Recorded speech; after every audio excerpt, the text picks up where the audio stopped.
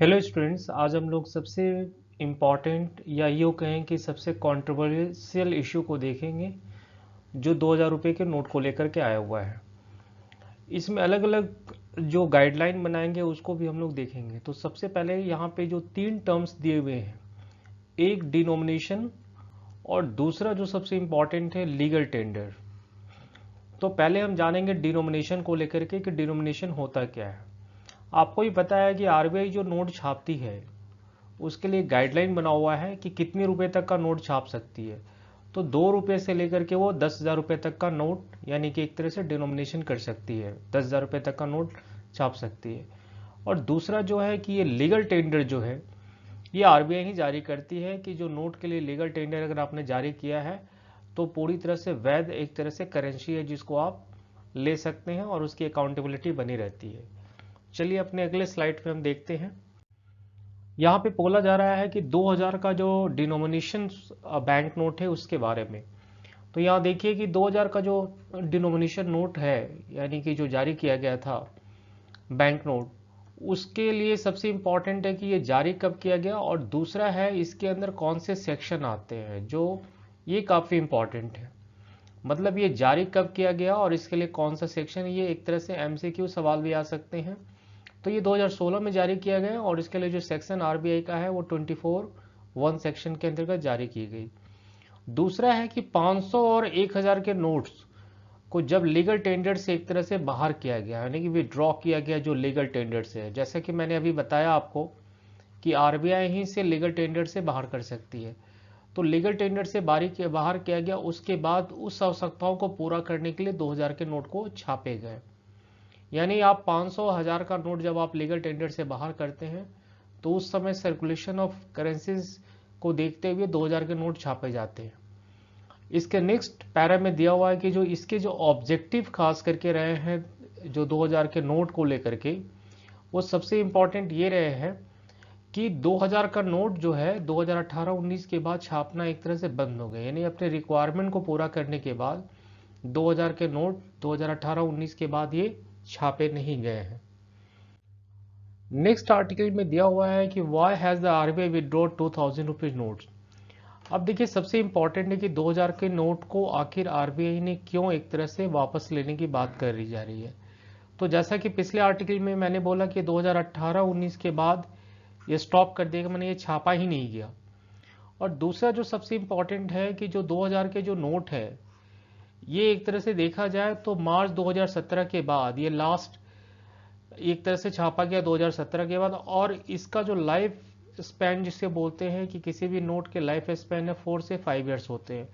तो उस हिसाब से देखा जाए तो 2017 में जब ये लास्ट है तो उसके हिसाब से देखा जाए तो 2022-23 में इसे वैसे भी आरबीआई वापस ले लेगी।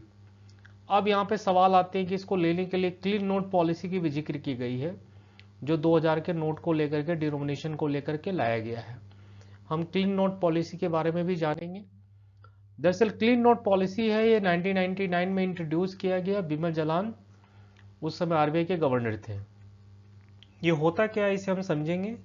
जैसे सपोज कीजिए कि अगर ये अभी एक कोई नोट अगर मान लीजिए चलन में है, जो सीरीज वाइज अगर देखा जाए ABCD सीरीज में ये नोट अगर सर्कुलेट हो रहा है तो क्लीन नोट पॉलिसी के तहत वापस से आरबीआई इस नोट को लेगी। बट ये चीज ध्यान रखने की जरूरी है कि ये इसी सीरीज का फिर ये दूसरे करेंसी यानी कि जो नोट आपसे लिया जा रहा है वो करेंसी फिर जारी कर दिया जाएगा। बट यहाँ पे जो अभी 2000 रुपये के नोट को लेने की बात आ रही है इसमें इस बात का जिक्र नहीं किया जा रहा है कि इस क्लीन नोट पॉलिसी के तहत क्या इसे फिर एक तरह से जारी किया जाएगा या इस सीरीज के दूसरे नोट जारी किए जा सकते हैं। तो ऐसा कुछ इस तरह से इसमें जिक्र नहीं किया गया है। नेक्स्ट आर्टिकल को देखते हैं। यहाँ जो सबसे इंपॉर्टेंट है कि जो लीगल टेंडर को लेकर के जो पिछले बार के जो डीमोनेटाइजेशन हुए थे उसमें सबसे इंपॉर्टेंट एक तरह से वर्ड था ये कि तत्काल लीगल टेंडर से ये एक तरह से प्रभावी नहीं रहेगा। बट इस बार के लीगल टेंडर में जो आरबीआई के गाइडलाइन है उसमें सबसे इंपॉर्टेंट ये है कि जो 2000 के नोट हैं उसको अभी फिलहाल आप एक तरह से इसको आप ट्रांजेक्शन कर सकते हैं, इसे रिसीव कर सकते हैं और इसे पेमेंट भी कर सकते हैं, जिसकी इसके लिए काफ़ी पर्याप्त समय रखा गया है। और ये 30 सितंबर 2023 तक के लिए समय इसका रखा गया है। एक जो काफ़ी इंपॉर्टेंट है, क्या 30 सितंबर के बाद भी ये लीगल टेंडर बना रहेगा, ये काफ़ी इंपॉर्टेंट है। इसके बारे में आरबीआई ने जो अभी कुछ ऐसा बताया है कि ये हो सकता है कि इसे एक्सटेंड भी किया जा सकता है। अब चलिए इस पूरे आर्टिकल से किस तरह के, सबसे पहले देखेंगे कि किस तरह के एमसीक्यूज क्वेश्चन आ सकते हैं। तो सबसे इम्पॉर्टेंट है कि जो आरबीआई इस तरह के जो नोट डिनोमिनेशन करती है उसके लिए कौन सा सेक्शन इंप्लीमेंट है। जैसा कि पहले डिस्कस कर चुके हैं, आरबीआई 1934 सेक्शन 24(1) को यहाँ पे लाई हुई है, तो इसके बारे में हम लोग जानेंगे। दूसरा जो सबसे इम्पोर्टेंट जो क्वेश्चन उठाया जा सकता है वो आपका क्लीन नोट पॉलिसी को लेकर के, कि क्लीन नोट पॉलिसी जो है ये किस तरह से इम्प्लीमेंट किया जा रहा है। और तीसरा जो है कि जो नोट है उसका लाइफ स्पैन, मतलब कितने पीरियड तक ये वर्क कर सकता है, तो लाइफ स्पैन को लेकर के भी। फोर्थ जो इशू हो सकते हैं खास करके लीगल टेंडर को लेकर के, कि लीगल टेंडर जारी कौन करता है, और ये सवाल पूछा जा सकता है क्योंकि डिमोनेटाइजेशन में इसका काफ़ी जिक्र किया गया था।